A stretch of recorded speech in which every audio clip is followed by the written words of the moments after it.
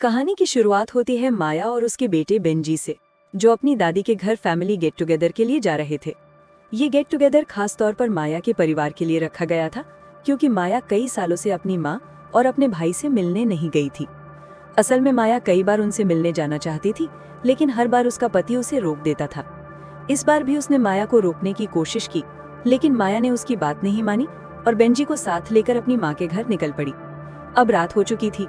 उनका ड्राइवर बार बार ध्यान भटक रहा था और एक बार तो लगभग हादसा कर बैठा। ये देखकर सभी डर गए और बेंजी को उल्टी जैसा महसूस हुआ। इसलिए उन्होंने कुछ देर के लिए गाड़ी जंगल के किनारे रोक दी। फिर थोड़ी देर आराम करने के बाद बेंजी को राहत मिल गई। कुछ समय बाद वे दोनों वापस गाड़ी की ओर लौटने लगे। जब बेंजी गाड़ी में बैठने वाला था, तभी उसने जंगल से अजीब और डरावनी गुर्राहट की आवाज सुनी। आवाजें सुनकर वो डर गया, लेकिन वहां उसे कोई दिखाई नहीं दिया। उसे लगा कि शायद ये उसका वहम है, तो वो गाड़ी में बैठने चला गया। जैसे ही गाड़ी वहां से निकलने लगी, जंगल की उसी दिशा में एक विशाल जानवर उन्हें घूरता हुआ दिखाई दिया। गाड़ी के अंदर माया और बेंजी खुश थे कि अब थोड़ी देर में वे अपनी दादी से मिलेंगे, लेकिन ड्राइवर अब भी लापरवाही से गाड़ी चला रहा था और बिना आगे देखे वो नीचे झुककर कुछ सामान उठाने लगा। तभी सड़क पर एक बड़ा हिरन जैसा जानवर तेजी से उनके सामने आ गया। ड्राइवर ने उसे देख लिया और गाड़ी मोड़ने की कोशिश की, पर जानवर ने जोरदार सिर मारकर गाड़ी को पलट दिया और कार कई बार लुढ़कती हुई सीधे जंगल के बीच जा रुकी। इतने खतरनाक हादसे के बाद भी गाड़ी के अंदर बैठे लोग जिंदा थे, लेकिन तभी उन्होंने देखा कि वही जानवर जिसने उन पर हमला किया था, अब गाड़ी के चारों ओर घूम रहा है। ये देखकर सब लोग डर के मारे बिल्कुल चुप हो गए और उसके जाने का इंतजार करने लगे। लेकिन वो विशाल जानवर अचानक फिर से कार पर टूट पड़ा। ये देखकर सभी घबरा गए। वो कोई साधारण हिरन नहीं, बल्कि एक बड़ा म्यूटेंट हिरन था, जिसे फिल्म में बेम्बी कहा जा रहा था। उसने गाड़ी पर जोर से हमला किया और अपने भारी वजन से कार की छत दबा दी। छत दबने से टैक्सी ड्राइवर की हड्डियां चटक गई और वो वहीं फंस गया। इसी मौके का फायदा उठाकर माया और उसका बेटा किसी तरह कार से निकलने में कामयाब हुए और डर के मारे जंगल की ओर भाग पड़े। उधर एक घर में माया की माँ मैरी जंगल की ओर देख रही थी और अजीब तरह से उसी जानवर को बम्बी नाम से पुकार रही थी। घर के अंदर सभी लोग माया और उसके बेटे का इंतजार कर रहे थे। तभी उनकी नजर मैरी पर पड़ी, जो बाहर अकेली खड़ी थी। ये देखकर बेंजी के बड़े मामा की पत्नी सोच में पड़ गई कि इतनी रात को वो बाहर क्यों है।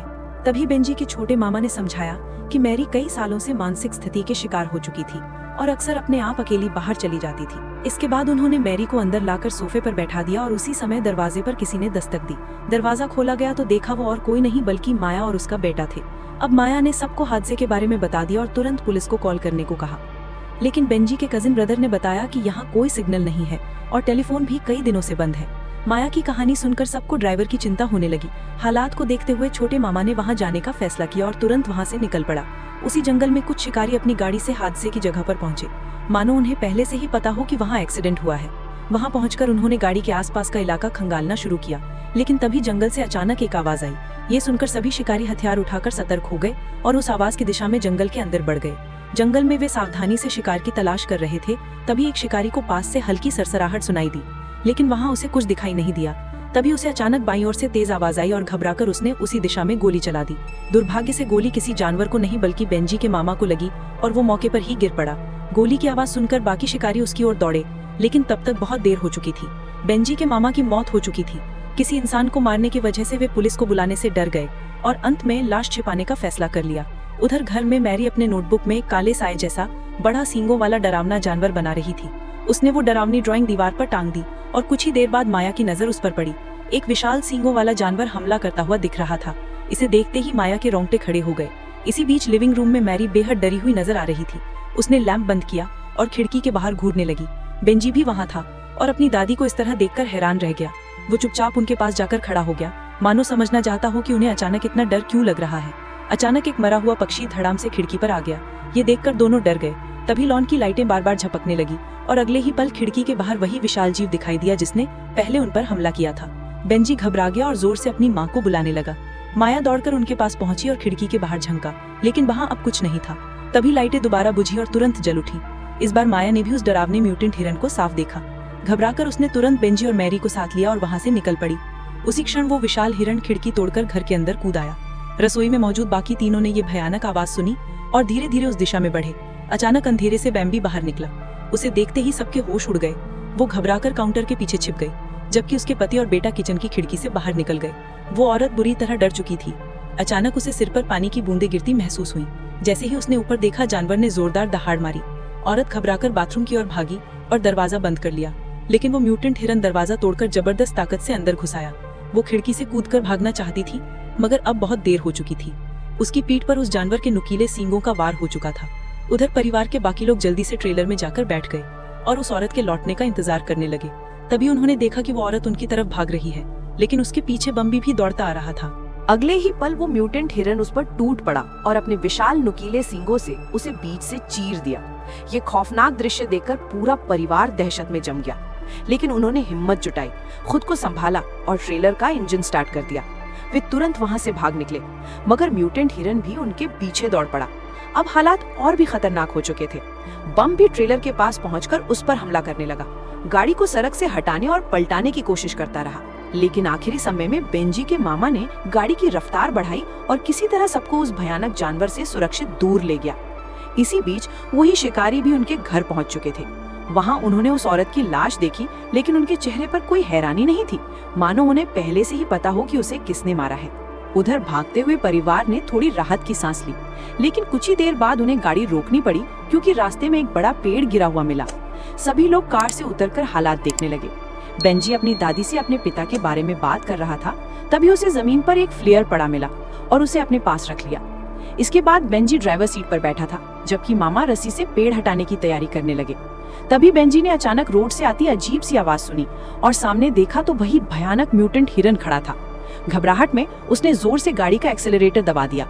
गाड़ी झटके से आगे बढ़ी और रस्सी मामा के पैर में फंस गई, जिसे वो घसीटता चला गया। उसका कजन भाई भी वहीं छूट गया था। उधर म्यूटेंट हिरन ट्रेलर को बिना छुए सीधे कजन भाई की ओर बढ़ा। उसने डरावने जेव को आते देखा और घबराकर जंगल में भागा, फिर एक पेड़ के पीछे छिप गया। लेकिन ये भी काफी नहीं था, क्योंकि जानवर ने उसकी गंध पकड़ ली थी और धीरे धीरे उसकी ओर बढ़ने लगा था। ये देख वो फिर से वहां से भागा और सीधे जानवर की गंदगी में गिर पड़ा। बम्बी अब उसके पास पहुंच गया और उसके चेहरे तक सूंघने लगा। तभी दूर से हिरणों की आवाज आई। ये सुनकर म्यूटेंट हिरन तुरंत उस आवाज की ओर भाग पड़ा। दूसरी तरफ पेट्रोल खत्म होने की वजह से गाड़ी रुक गई। माँ और बेटे गाड़ी से बाहर आए, तभी उनकी नजर ट्रेलर पर बंधे मामा पर पड़ी, जो अब इस दुनिया में नहीं था। बेंजी भी मामा को देखने आया। तब माया को एहसास हुआ कि उसकी माँ ट्रेलर में अकेली रह गई है। वे दोनों तुरंत ट्रेलर की ओर बढ़े, लेकिन वहाँ मैरी मौजूद नहीं थी। तभी उन्होंने मैरी को जंगल की ओर जाते हुए देखा और उसकी ओर दौड़ पड़े। उधर भाई मोबाइल सिग्नल ढूंढ रहा था। तभी उसे टहनियों की टूटने की आवाज सुनाई दी। जब उसने उस दिशा में देखा तो वहाँ केवल एक छोटा सा खरगोश बाहर निकला। गुस्से में उसने उस छोटे जानवर को लात मार दी। तभी और म्यूटेंट खरगोश आए और डरावनी गुर्राहट करने लगे। ये भी म्यूटेंट थे और चालाकी से भाई को पास ही पड़े बियर ट्रैप की ओर ले गए। भाई भी पीछे पीछे गया, फिसलकर गिर पड़ा और उसका सिर ट्रैप में फंस गया। कुछ ही सेकंड में छोटे छोटे म्यूटेंट खरगोश उस पर टूट पड़े और उसे खाने लगे। पास के पेड़ पर लगे कैमरे में ये खौफनाक नजारा कैद हो गया। इस बीच मैरी अंधेरे में आगे बढ़ रही थी और एक जगह रुककर गुनगुनाने लगी। माया ने बेंजी को वहां रुकने को कहा और खुद अपनी माँ के पास गई। मैरी ने उसे बताया कि उसे चारों ओर मौत की उपस्थिति महसूस हो रही है। तभी बेंजी ने फ्लेयर जलाया और उस उजाले में माया ने देखा कि उनके चारों ओर इंसानी कंकाल और ताजा लाशों के अवशेष बिखरे पड़े थे।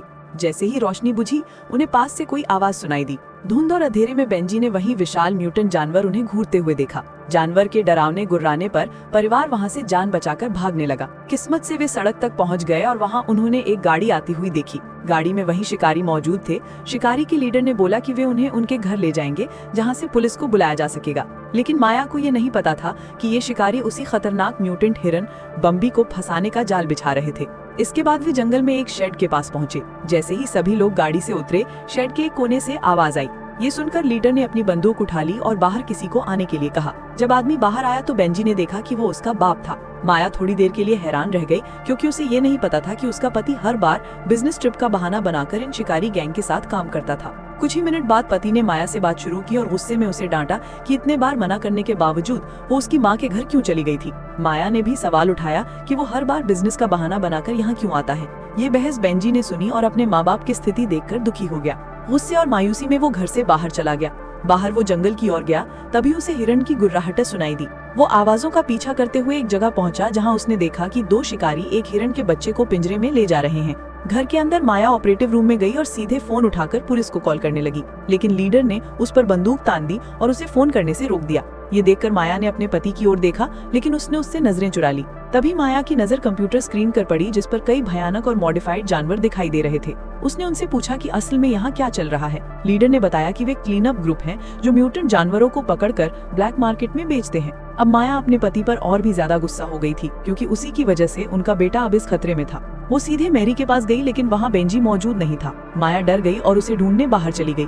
उधर बेंजी 2 शिकारी का पीछा करने लगा। वे छोटे पिंजरे में बंद जानवर को डराकर नियंत्रित कर रहे थे। तभी उनमें से एक साथी बाहर मूतने चला गया। जैसे ही वो जंगल में अकेला हुआ, उसे लगा कि उसने कुछ देखा और रेडियो पकड़कर अपने दोस्त को बुलाने ही वाला था कि अचानक वही भयानक म्यूटेंट जीव उसके पास आकर हमला कर देता है और उसका सिर फाड़ देता है। जंगल में उसका साथी अपना दोस्त का इंतजार करके थक गया था। उसने रेडियो से संपर्क करने की कोशिश की, लेकिन कोई जवाब नहीं मिला, इसलिए वो उसे देखने जंगल में गया। इसी बीच बेंजी पिंजरे के पास जाकर छोटे हिरण को बाहर निकाल रहा था। थोड़ी दूर चलने पर शिकारी ने अपने दोस्त का कटा हुआ लाश देखा। ये देखकर वो घबरा गया और दूसरों को बुलाने की कोशिश करने लगा। तभी विशाल म्यूटेंट हिरण बैम्बी थोड़ी दूरी पर शिकार की मुद्रा में सामने आ गया। उधर ऑपरेटिव रूम में असिस्टेंट ने कैमरों के जरिए देखा कि बेंजी जानवर को पिंजरे से बाहर निकाल रहा था। उसने ये सूचना तुरंत अपने लीडर को दी। गुस्से में लीडर बंदूक लेकर बाहर निकल गया। उसी समय असिस्टेंट ने देखा कि बम्बी एक शिकारी का पीछा कर रहा था। उधर शिकारी भागते हुए शेड के पास पड़ी गाड़ी तक पहुंच गया। जैसे ही उसने गाड़ी स्टार्ट करने की कोशिश की, जानवर ने गाड़ी की खिड़की तोड़ दी और उसे पकड़ने लगा। शिकारी दूसरी तरफ से बाहर निकलने की कोशिश करता है, लेकिन म्यूटेंट हिरण फटाक से उसके सामने आकर उसे रोक देता है और उसका सिर उखाड़ देता है। इसी बीच लीडर ने अपनी असिस्टेंट को रेडियो से बुलाया, लेकिन वो जवाब देने के बजाय अपना सामान पैक कर रही थी और वहाँ से जाने लगी।